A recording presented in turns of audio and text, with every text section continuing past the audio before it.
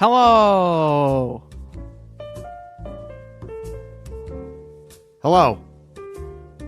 Hi, my name is Troumador, and I am Punky's personal assistant and potential best friend. Who is it that we have with us today? My name is Matt. I play in a band called Title Holder.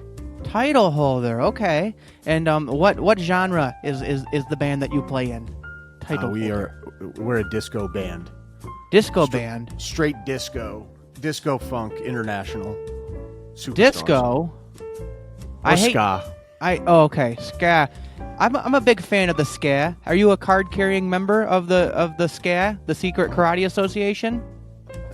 I'm a title holder of the Secret Karate Association. Really? So you are a card-carrying member. I said it, Troumador. That is excellent. Welcome, brother. So in your musical journey with the ska, at what point did you guys think, oh shit, this needs trumpets? It never needed trumpets, but I hired a guy and he played a bunch of trumpet. We were really excited about it, and we've just been riding the wave. Really? Okay. That's right. That's awesome. I would imagine you guys have quite a few members. What's the traveling situation like? Everybody takes their own car because I am not buying a van. I'm not letting any of them in my car. They all smell really funny, and I'm not doing it. So, I wouldn't either. I would imagine showing up at gigs, it'd be like a clown car. You guys would all be piling out.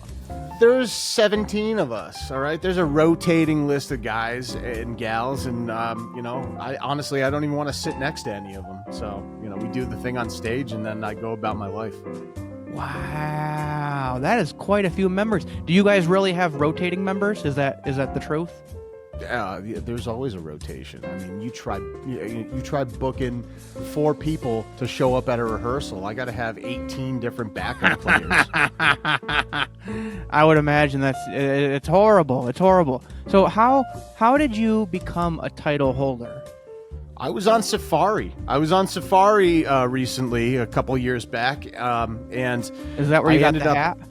Yeah, that's where I got the hat. So I've been capturing as many members as possible. I keep them in my basement, but so I'm out in Jersey, and nobody seems to know how to find them.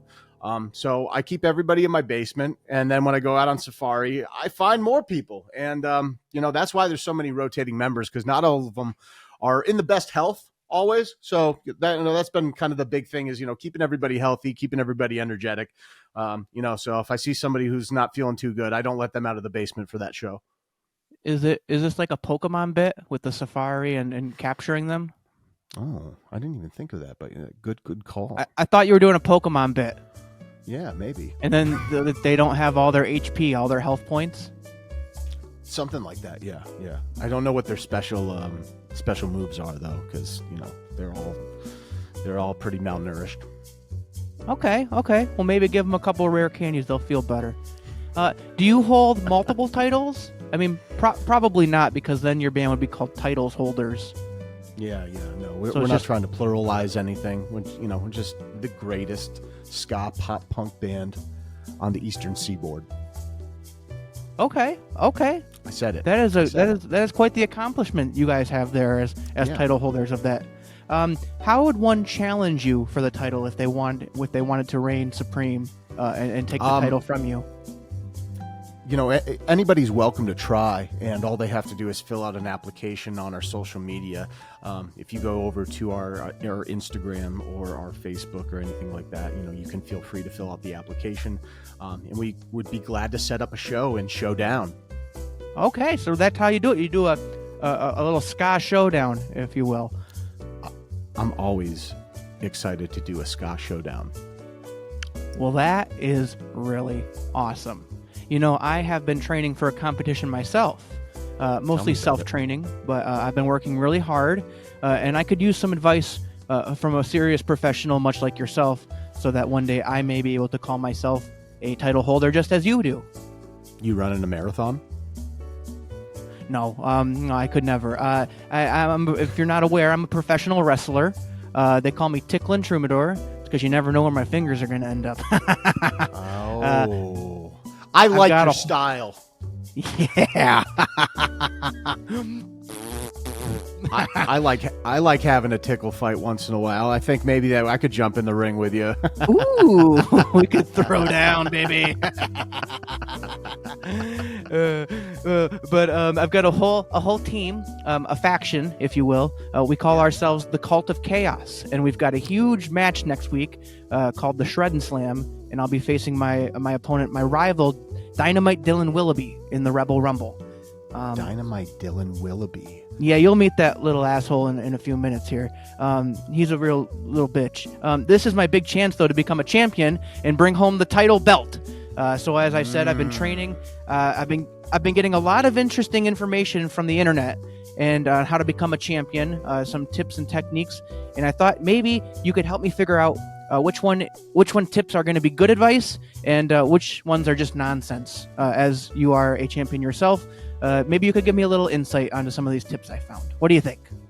I think that's a great idea. And first and foremost, human growth hormone is your best friend. Human growth hormone, get yourself some injections. You know, really, it makes a big difference in a short amount of time. But go ahead, tell me what's on your mind. You're already onto it, my friend.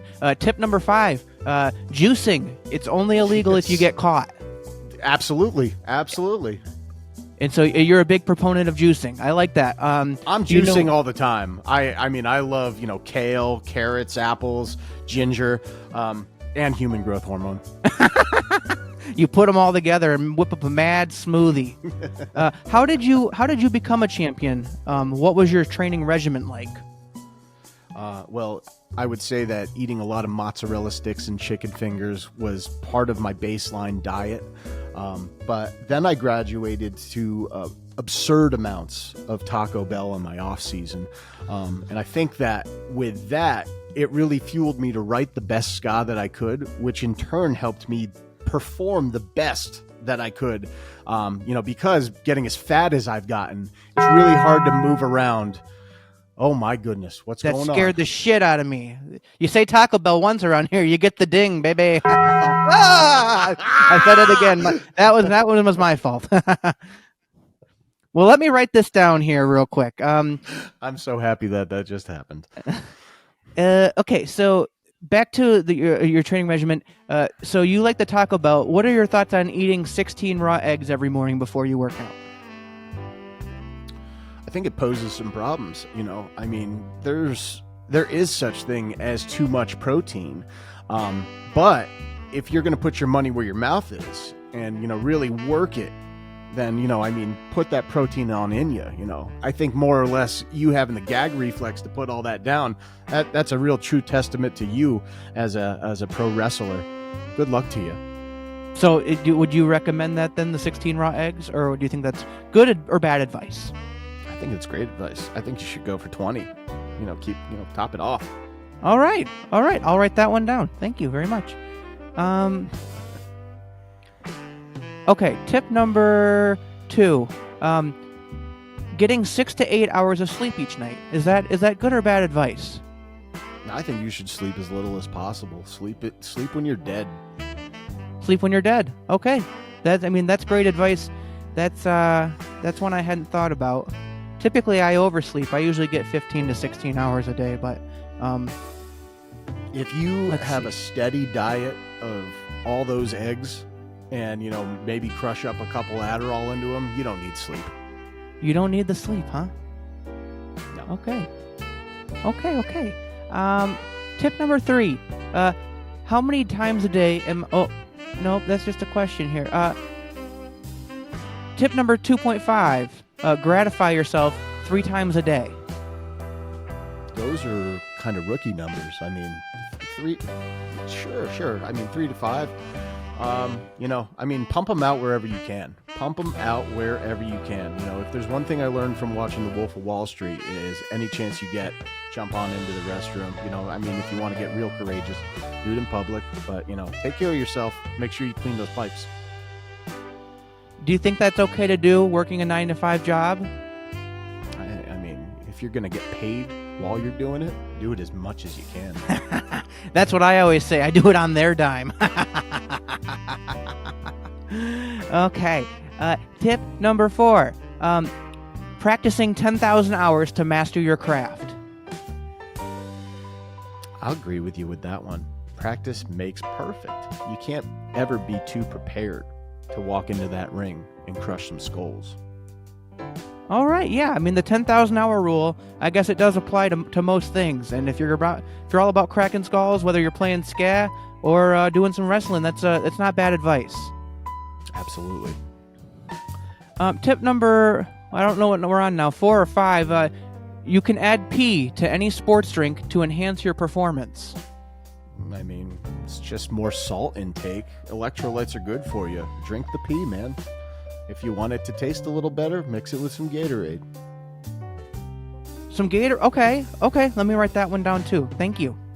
Electrolytes are good for you. Gatorade piss. Okay. Number 6. Meditation is key to maintaining a positive mindset. Would you agree? If you can handle it, meditation's a great idea. Mental health is important. Some might say it's even better for you to be mentally healthy than it is for you to be physically healthy. Meditate as much as possible. I would love to be able to meditate, but I'm a psychopath and I can't stop my inner dialogue from constantly doing whatever it's doing. It's like a radio station in my head. You got the circus going on up there at all hours, huh?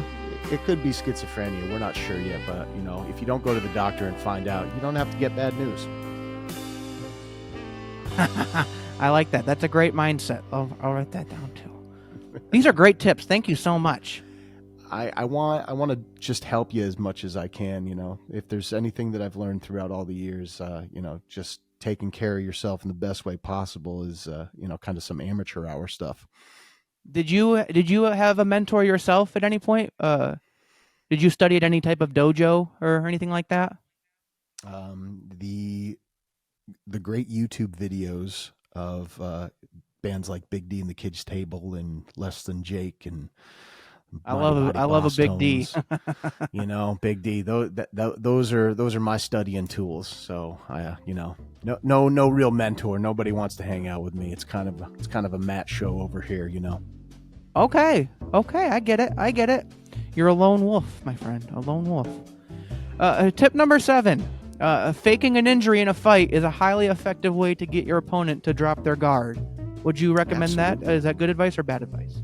Yes? Recommended. Absolutely. We've seen that in all professional sports on a daily, weekly, if not daily basis. So yeah, I mean, fake it till you make it. If you can get them to drop their guard so that you can, come in and give them the poke, boom, do it.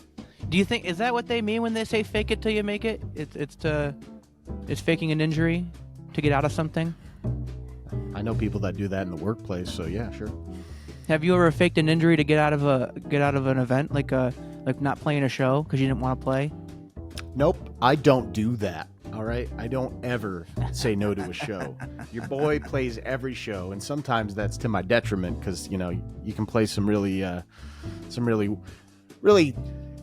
dungy shows in little basements, but those sometimes are the most fun. So no, I will never fake an injury to get out of a show. I will fake an injury to get out of going to work the next day. That's great. Dylan, he said he'll play your apartment. Yeah, he'll play it. I will, Dylan. He'll play. You'll play the apartment. That's awesome. Okay. Last tip. Tip number 8. Always bring a gun to a knife fight. What are your thoughts on that? Is that good or bad advice? I would say that's a pretty good piece of advice. If you're gonna, I think you should always stay strapped, especially if you're in a bad part of town. But you don't want to just be the guy that flashes it and isn't ready to use it. 'Cause somebody's always ready to pull the trigger. So as long as your conscience is clear and you can live with yourself, it's a pretty heavy thing to take another person's life. I don't know if I could actually do it, but if you think that that's where you want to be in your life, more power to you, Troumador. That is excellent advice. That's why I'm always strapped, my friend. Always got my piece on me. Always packing heat. Protect yourself. That's nice. Hey, Troumador, we talked about this. Put the gun away. foot. No. No. Not again. No. No. You are not supposed to take your gun out when we got guests here. What are you doing? Matt, You don't make the rules anymore. I've got the Just- gun. Just don't make any sudden moves, all right, Matt? Everyone just be chill. Troumador, all right? Listen, you gotta put the gun away. All right? You're acting insane. All right? Just don't. What the? Quit waving your gun around, Punky. Listen, I don't want to have to use it. Stop waving. don't- Dylan, put your gun away. I don't want to die like this. He's got a knife. He's got a knife. He brought a knife. He's got a knife. What do we do? No. Listen. All right. Hey, Put down. we're Put professionals. down. We are professionals. We need to put the guns down. Everybody on the count of 3. Everyone just take a deep breath. 1, 2, 3. Got you, motherfucker! You're gonna do this? You need to fucking chill! Everybody needs to relax! Everybody be cool! Everybody freeze! Okay. Alright. For real this time. Alright. 3, 2, 1. Everybody's calm. Everybody's good. Everybody on the goddamn floor! Hey!